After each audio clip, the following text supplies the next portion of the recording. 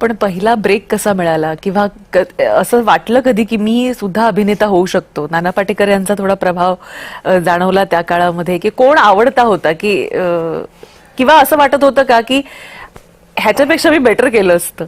नाही, तसं कधीच नाही होऊ शकत. कोणी ऍक्टर असं बोलू शकत नाही याच्यापेक्षा बेटर केलं. ज्याचं त्याचं करू शकतं की म्हणजे काय म्हणतात की जांभळाने सांगू नये की मी आंब्यापेक्षा चांगला टेस्ट दिली असती. जांभूळ जांभूळ असतं, आंबा आंबा असतो. प्रत्येक फळ, प्रत्येक झाड, प्रत्येक नैसर्गिक माणूस वेगळा असतो. पण निळू फुले आम्हाला खूप आवडायचे.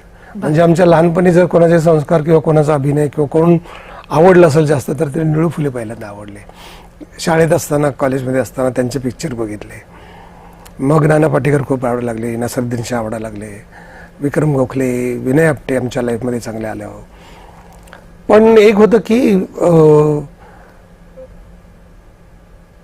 कोणाची कॉपी करायला लागतो तो कधी स्वतःच असावं लागतं.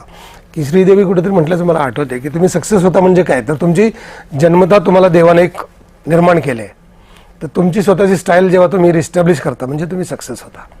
ते तुमचं असलं पाहिजे.